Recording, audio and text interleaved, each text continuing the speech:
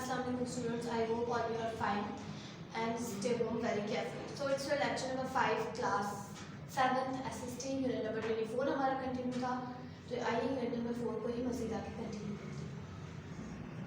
जैसे कि हमने वॉरेन हेस्टिंग के टॉपिक में लास्ट लेक्चर में पढ़ा था कि जो विलियम पिट थे उन्होंने कुछ ऐसे रूल्स बनाए थे जिसके तहत जो है ईस्ट इंडिया कंपनी काम करे, जिसकी वजह से किसी को भी नुकसान का सामना नहीं करना पड़े। वहाँ मौजूद किसी भी शहर को आसपास कि किसी भी शहर को उनकी ट्रेडिंग की वजह से या उनके आपसी झगड़े की वजह से प्रॉब्लम का सामना नहीं करना पड़े।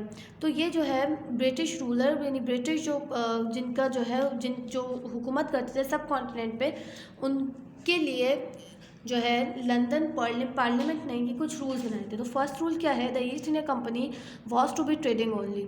ईस्ट इंडिया कंपनी को सिर्फ ट्रेडिंग करने की इजाज़त होगी, सिर्फ तिजारत करने की, वो किसी पे हुक्मरानी नहीं कर सकते। सेकंड पॉइंट क्या है, सेकंड पॉइंट में है the government of India should be in the hands of council of 6 man in London with a senior member of the British parliament in charge. तो जो गवर्नमेंट है इंडिया की वो जो है पूरी की पूरी लंदन के जो ब्रिटिश पार्लियामेंट है उसके हाथ में होगी, और जो ब्रिटिश पार्लियामेंट के जो सीनियर मेंबर हैं वो उनकी इंचार्ज होंगे ईस्ट इंडिया कंपनी के, या जो ब्रिटिश जो रूलर हैं उनके भी इंचार्ज।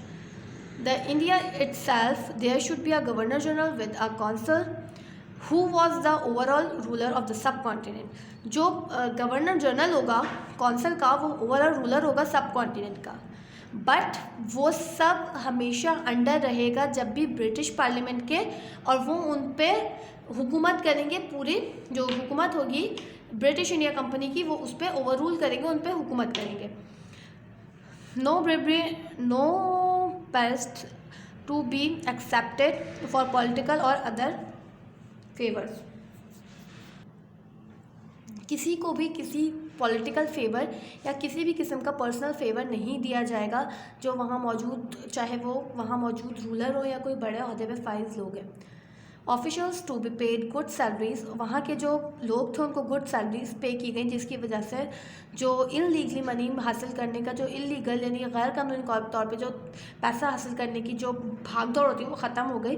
और टैक्स कलेक्टिंग के लिए उन्होंने जो है ब्रिटिश ऑफिशल्स के अंडर में जो बहुत ज़्यादा ऑनेस्ट लोग थे उनको रखा, ताकि वो ऑनेस्टली जो है टैक्स की कलेक्शन जो है वो हो सके।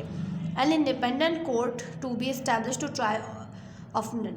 तो जो है किस लिए एक इंडिपेंडेंट कोर्ट बनाया गया ऑफेंडर्स के लिए, क्यों, जहाँ पे लोग जाकर उनकी आपसी झगड़े जो ट्रेडिंग के दौरान हो जाते हैं, जाहिर सी बात है अगर कोई शख्स ट्रेड कर रहा है, अब किसी बार्गेनिंग पे या किसी भी चीज़ पे आपसी झगड़े हो जाते हैं, तो वो इंडिपेंडेंटली उस आपसी झगड़ों को उस कोर्ट में जाके सुलझा सकें। ओके, अंडरस्टैंड क्लास, ये आप लोगों को समझ में आ गया होगा। बहुत ईजी टॉपिक था, बहुत ईजी पॉइंट्स थे, तो इसी से रिलेटेड इसमें आपका होमवर्क है, तो आइए होमवर्क की तरफ चलते हैं।